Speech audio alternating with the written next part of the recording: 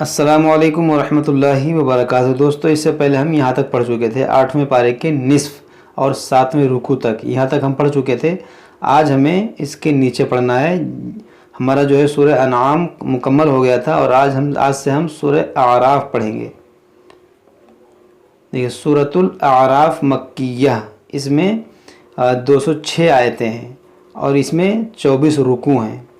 تو چلیے شروع کرتے ہیں۔ اعوذ باللہ من الشیطان الرجیم، بسم اللہ الرحمن الرحیم۔ الف لام میم صاد۔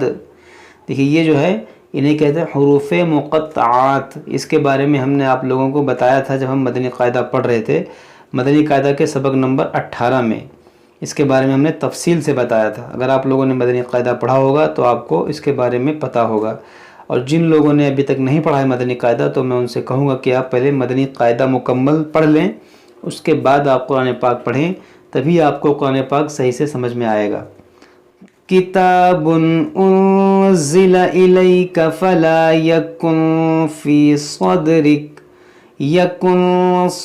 یکن فی صدرک حرج منہ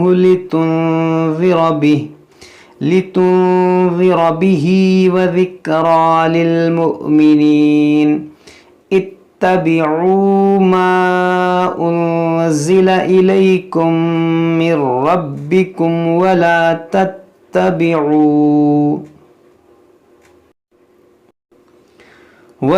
تتبعوا من دونه اولیاء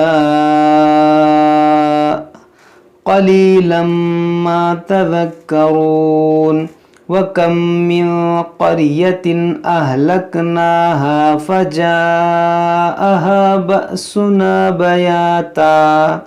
بَأْسُنَا بَيَاتًا أَوْ هُمْ قَائِلُونَ فَمَا كَانَ دَعْوَاهُمْ إِذْ جَاءَهُم بَأْسُنَا إِلَّا أَن قالوا إنا كنا ظالمين فلنسألن الذين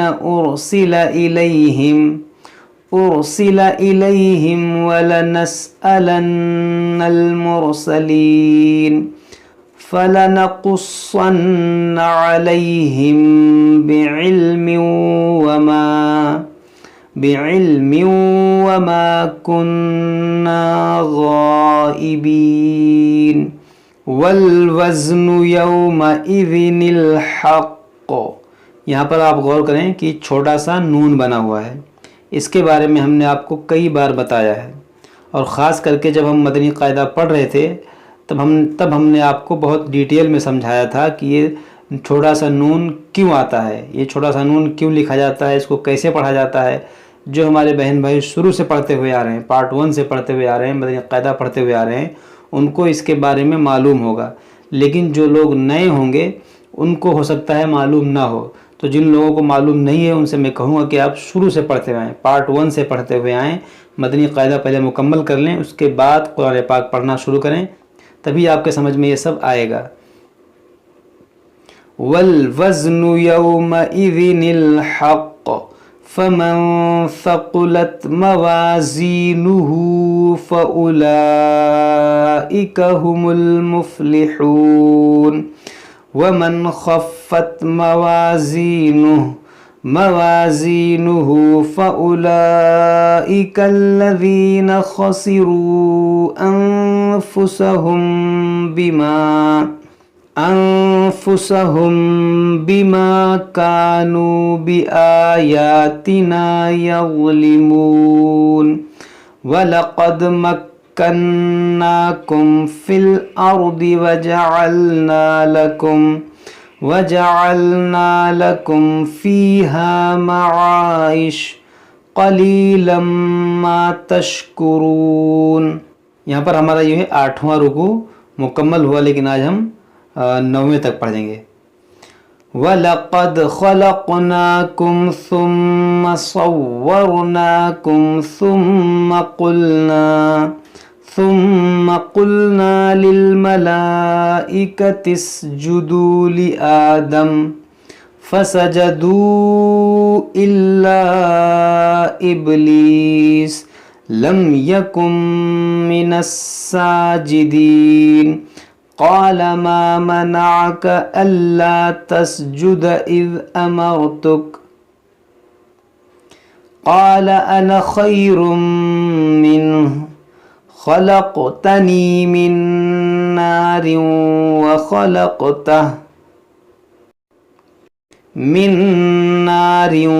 وخلقته من طين قال فاهبط منها فما يكون لك أن تتكبر فيها فاخرج قال اخرج منها مذءوما مدحورا لمن تبعك منهم لأملأن جهنم منكم أجمعين ويا آدم اسكن أنت وزوجك الجنة فكلا من حيث شئتما ولا تقربا هذه الشجرة فتكونا من الظالمين فوسوس لهما الشيطان ليبدي لهما ما وري عنهما